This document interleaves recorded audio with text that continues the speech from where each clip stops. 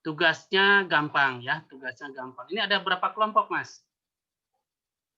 Mbak? Ada 2, Pak. Oke, 2 kelompok ya. Tugasnya Anda membuat produknya yang gampang saja ya. Produk makanan ringan lah, apa gitu ya. Makanan ringan, tapi sebutkan tadi bahan bakunya apa ya. Kemudian bla bla bla bla sampai nanti prosesnya bagaimana sampai produk jadi ya. Nah, yang ringan-ringan saja lah. Ini kan baru pengantar teknik industri. Misalkan bikin apa makanan ringan ya silakan. Tetapi saya minta nanti barangkali dicoba dibuat oleh grup. Terserah prakteknya siapa gitu ya. Misalkan iuran lah 1.000 buat beli bahan bakunya, nanti dicoba di salah seorang gitu ya, misalkan. Kemudian nanti dicoba masing-masing gitu ya, misalkan. Boleh, nanti rasanya gimana, dikomentari nanti apa kelebihan dan kekurangannya, misalkan produk yang Anda buat ya. Ya, nggak keberatan lah, paling 5.000, 10.000 lah ya. Bikin apa aja yang sesuai dengan kemampuan Anda. Nah, terakhir Anda kemas gitu ya, pakai plastik, pakai apalah silakan ya. Kalau plastik berbahaya, pakai apa silakan. Cuma barangkali rancang stikernya ya. Stikernya seperti apa? Anda kan kreatif, masa dari 5 orang nggak bisa satu mendesain ya. Misalkan kayak dulu siapa mahasiswa kita kan pernah mengadakan pelatihan di Nanggeleng ya, membuat produk dari apa tuh? Dari apa Mas? Dari pisang ya, dari pisang digoreng jadi keripik ya. Nah itu. Kemudian dikemas gitu ya, pakai stiker dan seterusnya. Terus dijual di koperasi. Nah, ini praktek kita seperti apa. Jadi desainnya seperti apa, Anda gambar, kemudian sementara mau pakai plastik, pakai apalah silakan ya. Walaupun nanti plastik sebaiknya dihindari, tapi nggak apa-apa. Cuma nanti produknya produk apa, cara memproduksinya, bahan bakunya apa dan seterusnya ya. Oke, itu mah gampang lah sambil searching. Cuma saya ingin dicoba tadi ya. Kemudian terakhir nanti cicipi apa kekurangan dan kelebihannya. Ya. Baik, sudah Mas. Materinya sekarang bab 6 ya, Anda buka semua, coba bantu Mas. Mas Bagas ada, udah bab 6 manajemen finansial dan ekonomi teknik ya. Oke. Di laptopnya atau handphonenya dibuka ya. Halaman berapa, Pak? Maaf, Pak, halaman berapa? Halaman 205. 205.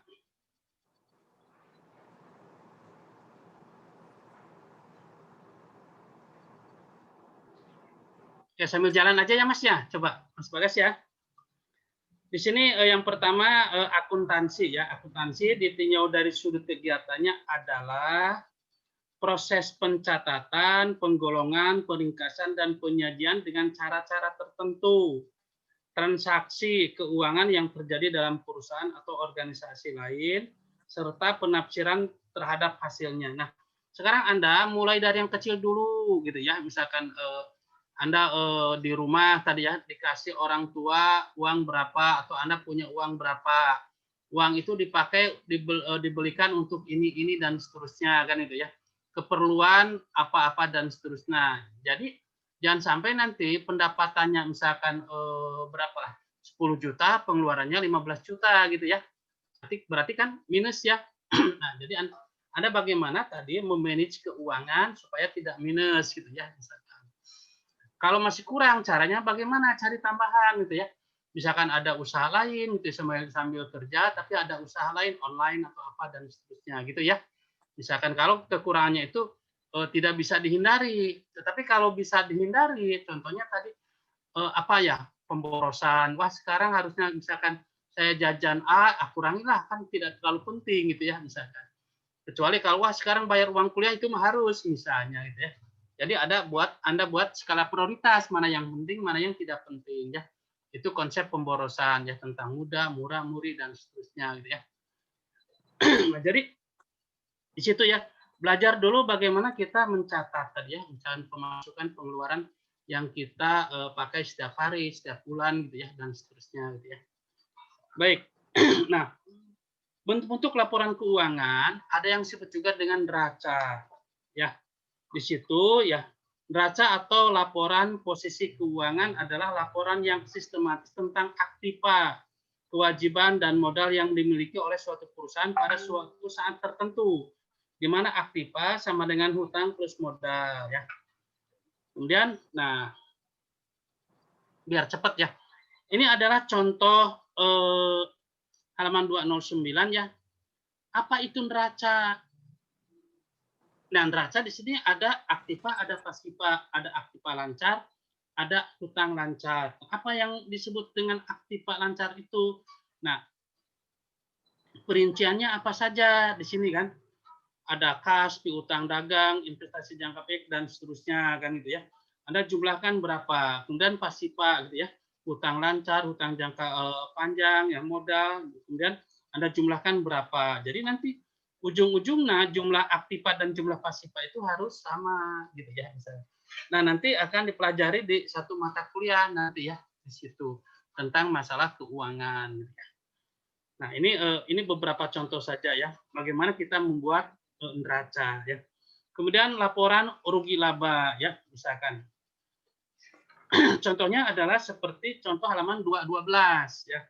Laporan rugi laba. Ada penjualan kotor misalkan itu ya. Potongan penjualan, penjualan dikembalikan, penjualan bersih. Penjualan bersih yaitu pendapatan bunga investasi. Kemudian Anda jumlahkan pendapatannya gitu ya. Kemudian apalagi ada harga pokok penjualan, harga bahan baku siap digunakan dan seterusnya, sehingga nanti laba bersih setelah pajak itu berapa. Nah, seperti kita ketahui kan itu ya, misalkan Anda tanya misalkan ke tukang apa tuh yang di depan itu ya, tukang bakso gitu ya, misalkan, Pak sekarang Bapak untung berapa? Gitu. Sederhana aja kan. Saya sekarang membeli bahan baku misalkan 100.000, sekarang dapat uang 300.000, berarti saya punya untung 200.000, misalkan kata dia kan. Padahal masih ada pengeluaran yang lain kan gitu ya. Misalkan tenaga dia nggak diperhatikan, belum lagi misalnya dia punya kompor, punya alat-alat yang lain tuh ya, tidak dihitung depresiasinya gitu ya, misalkan. Nah, itu adalah laporan rugi laba contohnya. Nah, berikutnya adalah ada yang disebut dengan break even point ya, analisis break even point ya. Nah, ini halaman 219 ya. Ada yang disebut dengan biaya tetap, ada yang disebut dengan biaya variabel. Biaya tetap adalah biaya yang selalu tetap, walaupun jumlah yang diproduksi berubah-ubah. Biaya akan konstan pada periode tertentu. Jadi tetap saja ya misalnya. Biaya variabel merupakan biaya yang selalu berubah sesuai dengan perubahan produksi atau penjualan. Jadi biaya variabel itu selalu berubah kan gitu.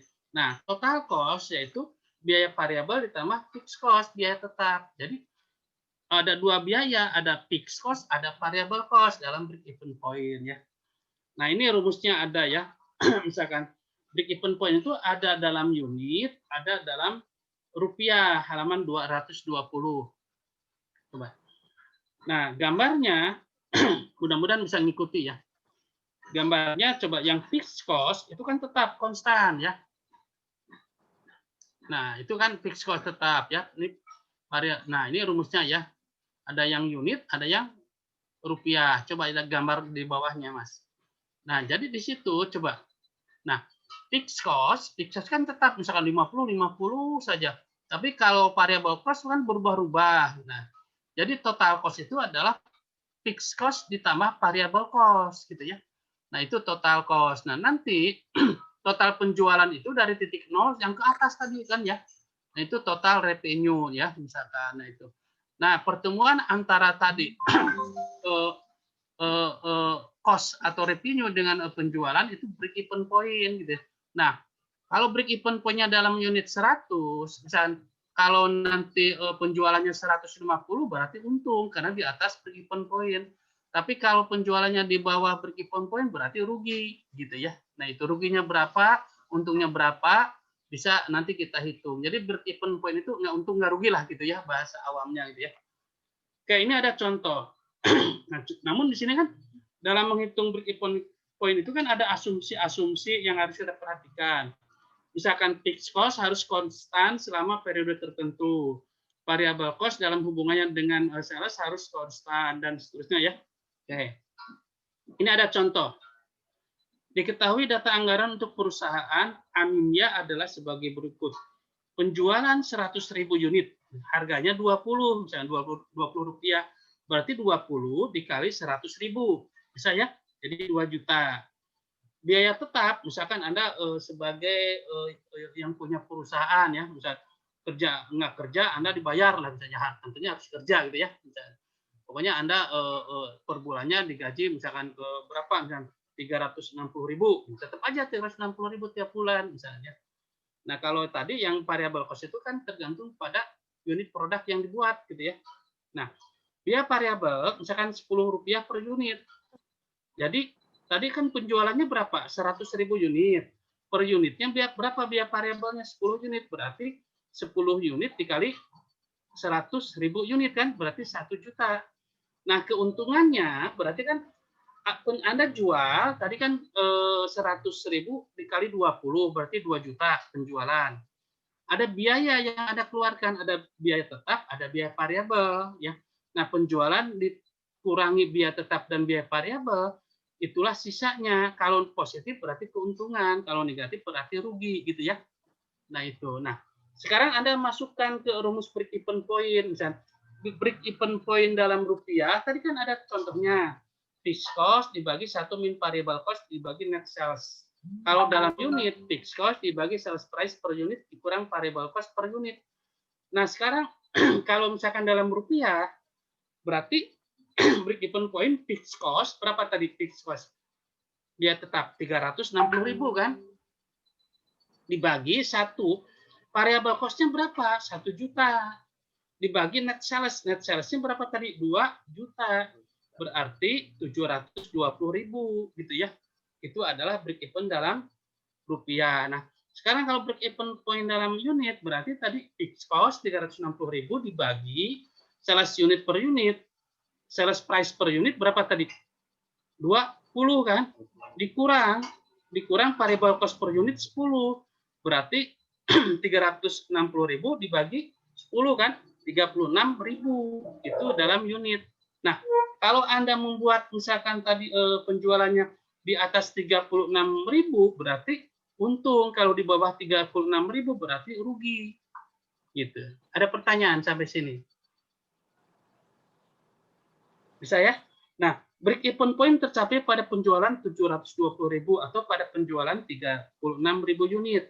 Ini berarti apabila perusahaan hanya mampu menjual 720.000 unit, maka perusahaan tidak memperoleh keuntungan dan tidak mengalami kerugian.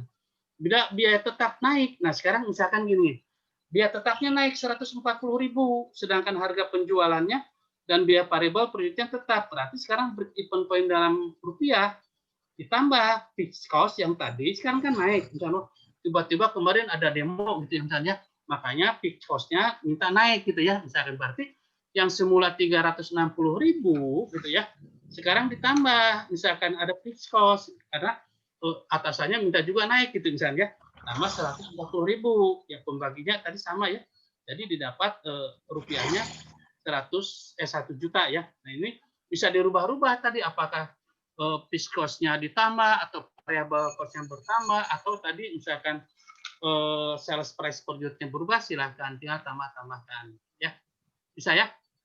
Nah, berikutnya sekarang adalah ekonomi teknik ya. Masih lama Mas ya?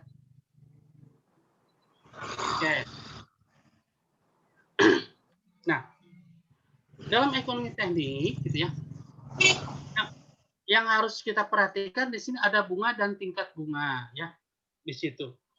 Nah, bunga dapat didefinisikan sebagai sejumlah uang yang diterima sebagai hasil dari menanam modal yang dapat dilakukan sebagai uang yang dipinjamkan, atau sejumlah uang yang harus dibayarkan sebagai kewajiban karena meminjam modal. Kalau tingkat bunga adalah perbandingan antara keuntungan yang diperoleh dari penanaman modal dengan modal yang ditanam, ya.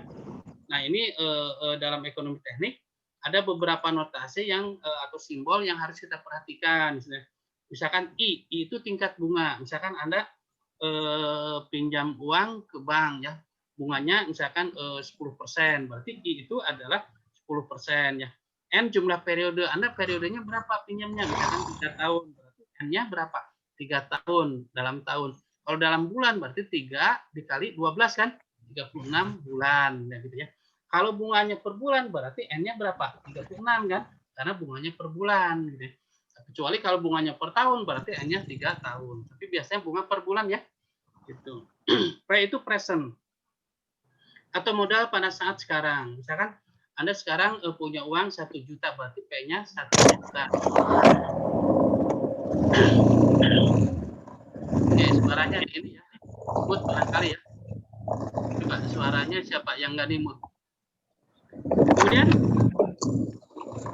kalau F itu jumlah uang atau modal di masa yang akan datang. Kalau A adalah pembayaran yang dilakukan pada akhir periode.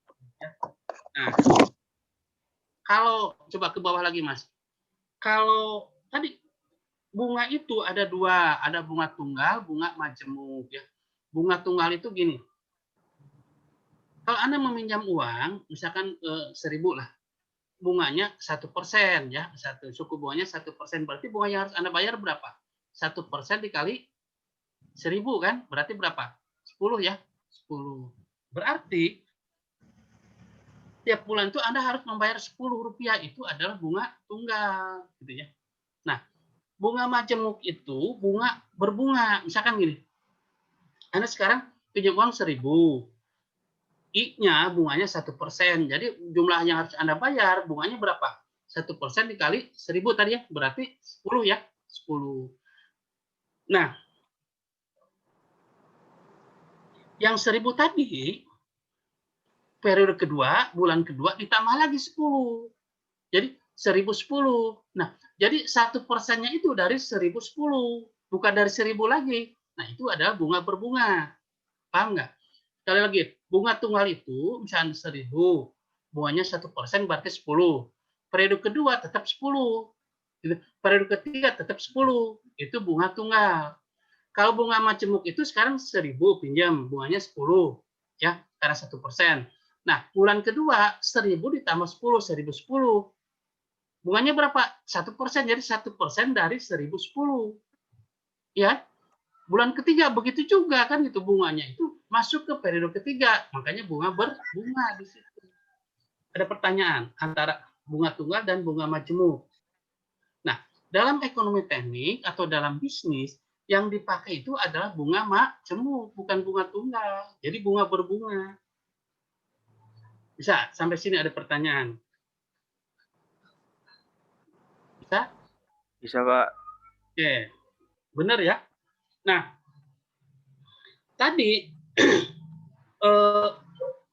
rumusnya adalah, coba, kalau bunga majemuk, misalkan ditanyakan F, F itu adalah uang yang akan datang. Misal, F sama dengan P, 1 plus I pangkat N. Ya, itu ada rumusnya. Udah ditabelkan.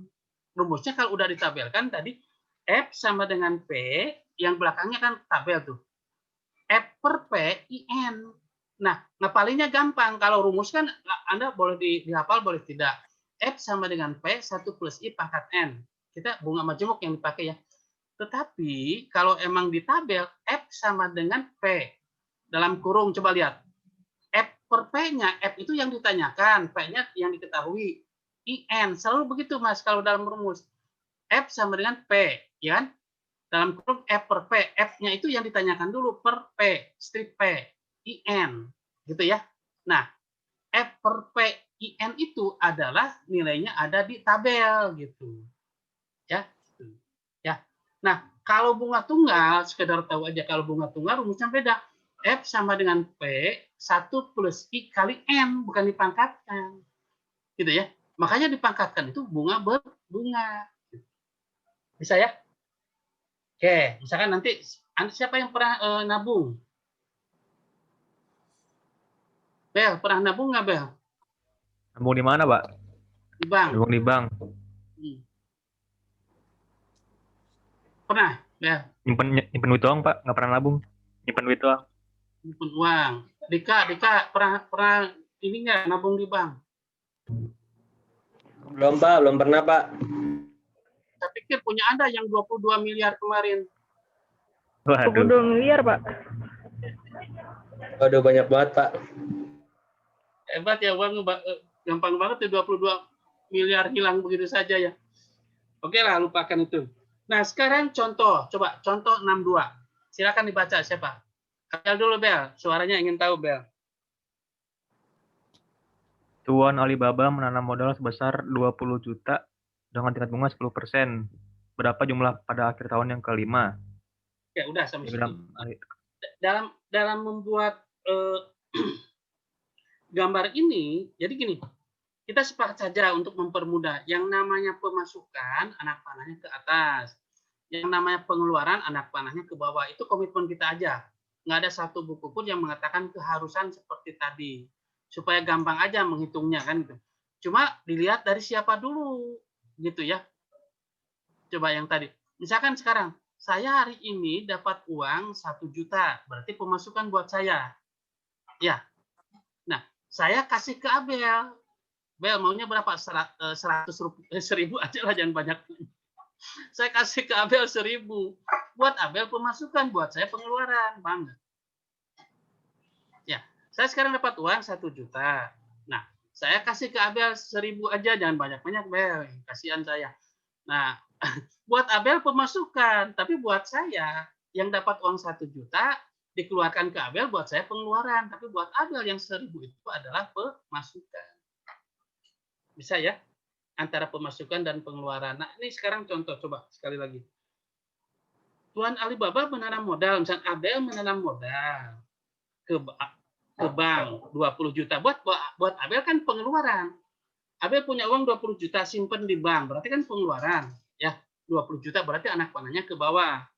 Nah, setelah 5 tahun, uang itu saya ambil. Bunganya berapa per tahun? 10% per tahun misalkan. Berarti setelah 5 tahun saya ambil, berarti diambil itu kan ke atas ya. Yang tadinya disimpan saya ambil, diambil itu berarti anak panahnya ke atas. Bisa cara menggambarnya. Kayak tadi, saya sekarang nabung ke bank 20 juta. Setelah 5 tahun saya ambil, berarti ke atas. Periodenya itu bisa tahun, bisa bulan, silakan. Bisa? Ya. Iya, bisa, Pak. Bisa ya. Kalau ada pertanyaan silakan. Nah, jadi rumusnya tadi kan yang ditanyakan apa? F. Berapa uang saya itu setelah 5 tahun? Berarti kan yang ditanyakan F. F itu kan future yang akan datang. Yang diketahui apa? Uang sekarang itu sekarang saya nabung. Nabungnya berapa? 20 juta. 20 juta itu kan berarti persen. Kalau F itu uang pada tahun kelima. Berapa uang saya tadi setelah ditabung tadi? Berarti yang ditanyakan F, diketahui P. Rumusnya apa? Tadi kan, lihat aja tadi rumus tadi. F sama dengan P dalam kurung 1 plus I pangkat N. Berarti P-nya berapa? 20 juta. 1 plus I itu bunga. Bunganya berapa? 0, berapa? 0,1 ya. 10%. 0,1. N-nya berapa? 5 tahun. Berarti tinggal dikalikan saja. Ketemulah 32 juta 210 200. Ada pertanyaan sampai sini? Silakan. Nah, jadi kalau Anda pernah nabung di bank, gampang tadi. Saya sekarang nabung di bank. Berapa? 20 juta. Periodenya itu bisa tahun, bisa bulan ya. Selama 5 bulan. Setelah 5 bulan, saya ambil. Uang saya berapa? Gitu. Belum dipotong administrasi yang lainnya gitu ya. Anda bisa ngitung tadi. Suku bunganya berapa per bulan? Tanya ke bank. Gitu. Nah, sekarang kalau pakai tabel, ya, berarti F yang ditanyakan F. Yang ditanyakan P tadi, F sama dengan P. Ya, P itu present. Nah, berarti dalam kurungnya tadi yang ditanyakan dulu dalam kurung yang ditanyakan apa? F. Berarti F yang di atasnya per atau bagi, bukan bagi ya, per P. P-nya berapa? Ya, tadi jangan dimasukin karena ini udah dihitung dalam tabel. Jadi notasi aja F per P atau F strip P, I-nya berapa? 10%. Dan N-nya 5 tahun. Tinggal isi aja. Nah, sekarang cari di tabel. Coba, ini tetap di sini ya. Ini punya siapa? Coba, ini tetap begini, jangan dirubah dulu. Anda lihat coba, Abel, Putri, Salma, dan yang lain. Di halaman berapa? Yang bunga, halaman 240. Yang 10%, ini tetap ya, jangan dirubah. Tapi Anda di handphone Anda aja yang dirubah. Nanti susah. Halaman 237 coba. Abel yang lain, Putri yang lain sama ya. Charlie coba. Cari di halaman 237 I-nya yang 10%.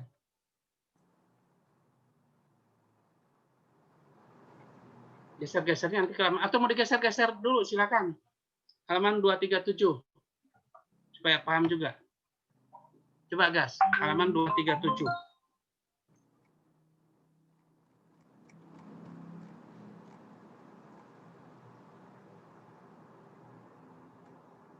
Nah, itu coba. Ke atas dulu, ke atas. Ini bunga ke atas, ke bawah, ke bawah, ke bawah, ke bawah. Ini bunga yang 10%. Jadi nanti ada tabel di buku ekonomi teknik itu, atau Anda searching di internet juga ada tabel bunga ekonomi teknik gitu ya. Itu dari 0 sampai sekian persen ada di situ. Nanti searching boleh simpan di handphone Anda ya.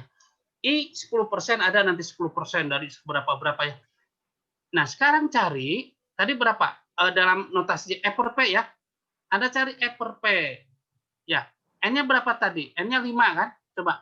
Anda cari kolom pertama, N-nya berapa? 5. Anda cari kolom kedua, E per P. Ketemu berapa? 1,6105. Nah, sekarang dikali berapa? Dikali 20. Betul nggak perhitungannya tadi? Harus ketemu perhitungannya berapa tadi? 32, 210, 200. Jadi tadi ditambahkan aja nanti di kalau ada perinannya ini. Jadi 20 juta dikali E per P-nya tambahkan nanti ya.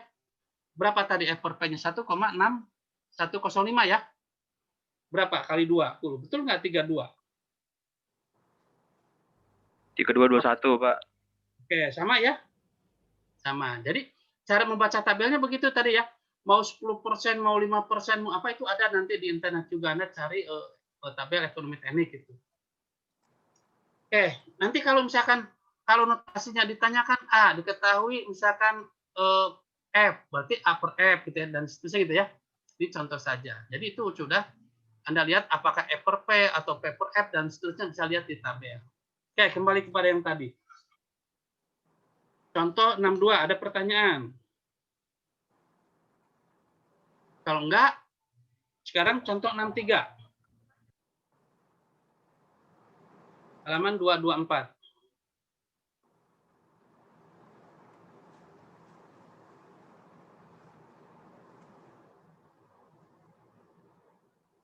Contoh 63. Nah, coba di sini. Udah. Nah, ini ditanyakan P kasusnya itu ya.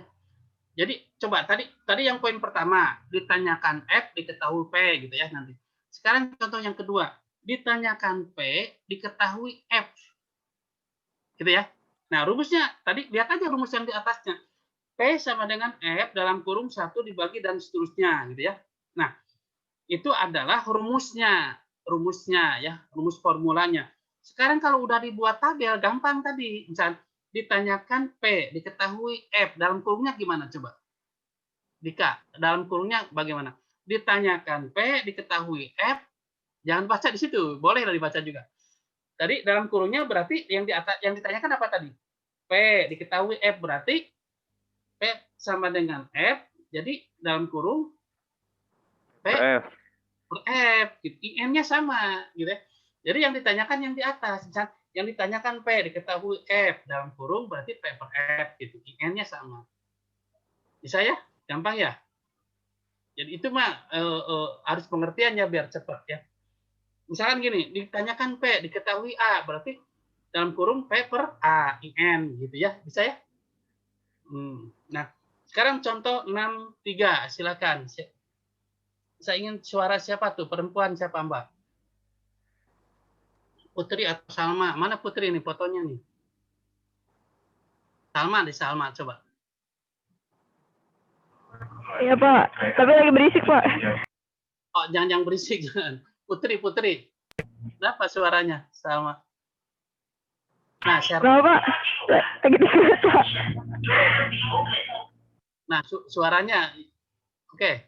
Coba siapa bantu? Contoh 63.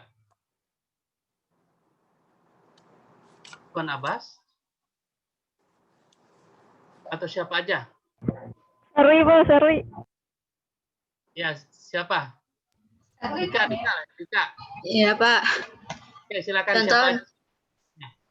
contoh 63. Tuan Abbas memperhitungkan bahwa 15 tahun kemudian anaknya yang sulung akan masuk perguruan tinggi. Untuk itu, diperkirakan membutuhkan biaya sebesar 3.500.000. Bila tingkat bunga adalah 10%, maka berapa ia harus menabungkan uangnya sekarang? Oke, udah ya. Jadi hebatnya ekonomi teknik itu di situ kalau dalam cara berpikir ya. Coba. Nanti ada sesuatu yang ingin saya sampaikan juga ya. Jadi sekarang misalkan gini deh. Saya 15 tahun yang akan datang itu perlu uang 3,5 juta. Nilai uang itu normatif ya, mau contohnya mau 100 juta atau 3,5 terserah gitu ya. Saya 15 tahun yang akan datang perlu uang 3,5 juta. Berarti 15 tahun yang akan datang itu saya perlu uang. Berarti kan ada pemasukan ya ke atas lambangnya ya. Ya. Betul kan? Nah, berapa yang harus saya tabung sekarang? Jadi 15 tahun, 20 tahun yang akan datang udah kebayang. Saya itu perlu uang berapa 15 tahun yang akan datang? Saya perlu uang misalnya 3,5 juta. Nanti harus ada pendapatan. Berapa yang harus saya tabung sekarang? Berarti P-nya ke bawah kan? Berapa yang harus saya tabung sekarang? P ke bawah, kan nabung. Supaya 15 tahun yang akan datang itu saya bisa punya uang 3,5 juta. Berarti yang ditanyakan P, yang diketahui F kan ya? Berarti P sama dengan F, ya rumusnya tadi kan, ikutin aja rumusnya. 1 dibagi dan seterusnya. Berarti F 3,5 juta. Dalam kurung 1 dibagi 1 plus I. I-nya berapa? 0,1.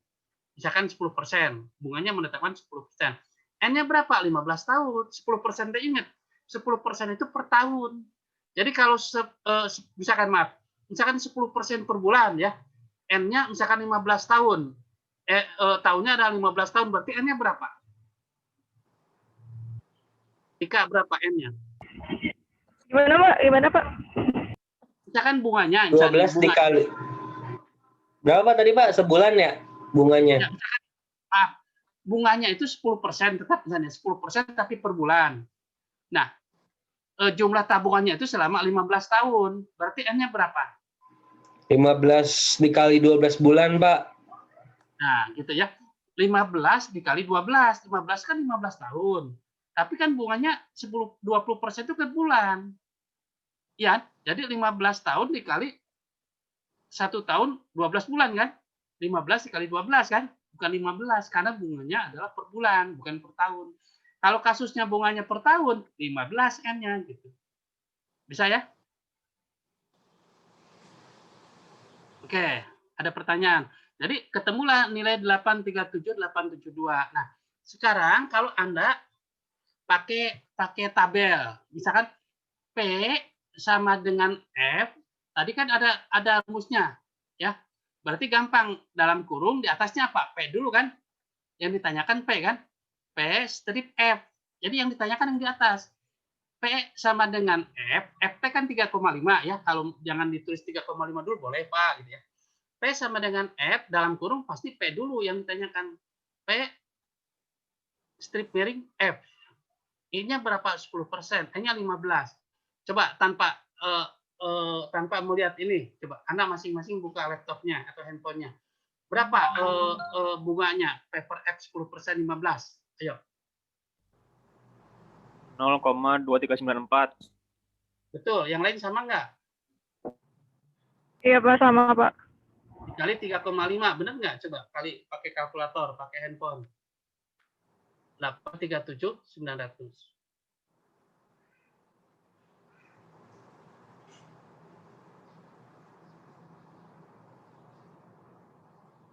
Sama ya? Sama, Pak.